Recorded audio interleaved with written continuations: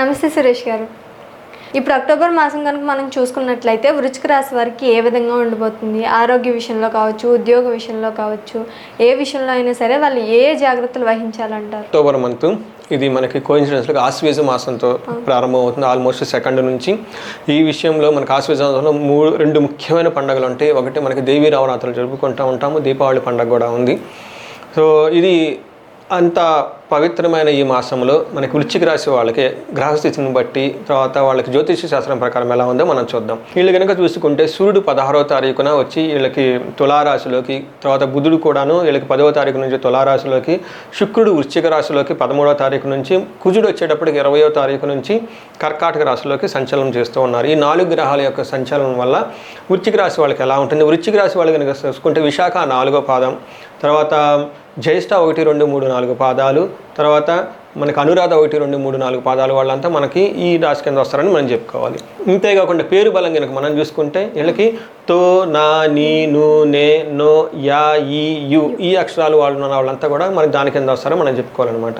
So మనం ఇలా కనుక చూసుకుంటే సూక్ష్మ గోచారం కిందకు చూసుకుంటే ఫస్ట్ 17th ముందు ఎలా ఉంటుందంటే వీళ్ళకి రావాల్సిన డబ్బు రాక ఇబ్బంది పడే అవకాశం ఎక్కువగా ఉంది. టఫ్ అయిన సిచ్యువేషన్ ఫేస్ చేసే అవకాశం ఎక్కువగా ఉంది. హెల్త్ విషయంలో కొంచెం ఇబ్బంది పడతారు. తర్వాత ధనం ప్రకారం చూసుకుంటే బాగుంటుంది. అయితే 17వ తారీఖు నుంచి సూర్యుడు చేరిన తర్వాత కూడాను వీళ్ళకి సిచ్యువేషన్లో కొంచెం అంత ఇంప్రూవ్మెంట్ ఏముండదు. వీళ్ళు కనుక చూసుకుంటే ధనంలో కొంచెం ఇబ్బంది పడిపోయే అవకాశం ఎక్కువగా ఉంది. శారీరకంగా హెల్త్ బాగుండదు. తర్వాత సమాజంలో పేరు ప్రఖ్యాతులు పోగొట్టుకునే అవకాశం కూడా ఎక్కువగా ఉంది. బట్ ఓవరాల్గా కనుక చూసుకుంటే సౌఖ్యంగా అయితే మాత్రం ఉంటారు.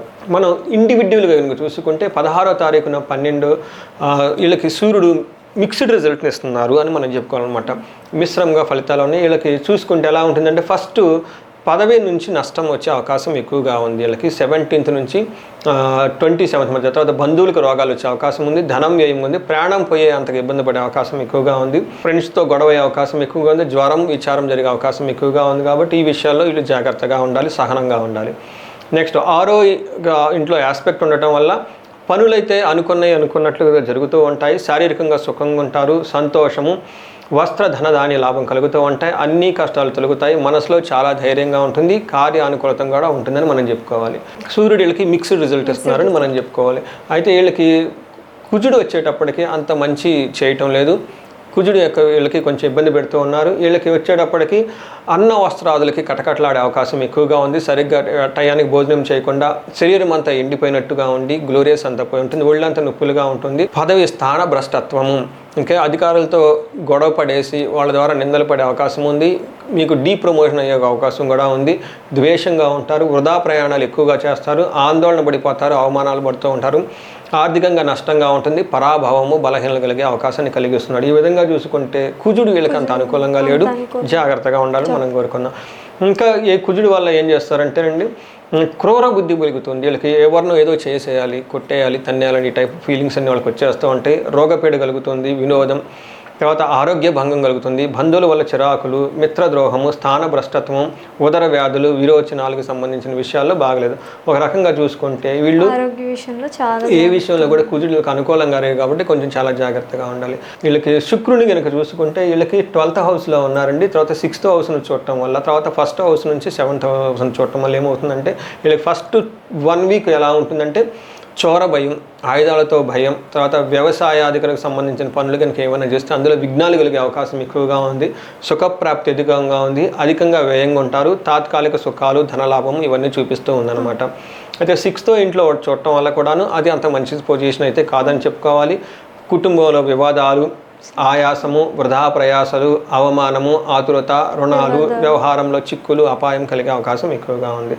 అయితే వీళ్ళకి 13th నుంచి గ్రహస్థితి మారటం వల్ల వీళ్ళు కుజుడు ఉన్నప్పుడు కొన్ని విషయాల్లో చాలా బాగుంది. ఎలాంటి విషయాల్లో బాగుందంటే మనసులో సౌఖ్యంగా ఉంటారు. సో వీళ్ళకి మనం చూసుకుంటే ఒక రకంగా ఓవరాల్గా 13th నుంచి కుజుడు యోగ్యతగా ఉన్నాడు కాబట్టి ఏ విషయాల్లో అనుకూలంగా ఉన్నాడో చూద్దాం. వీళ్ళకి సుఖంగా ఉంటారు. విద్యాభివృద్ధి, వస్త్రలాభం చూపిస్తుంది, ధనలాభం చూపిస్తుంది, పరస్త్రీలతో సుఖము ఇవన్నీ మనకు చూపిస్తుంది.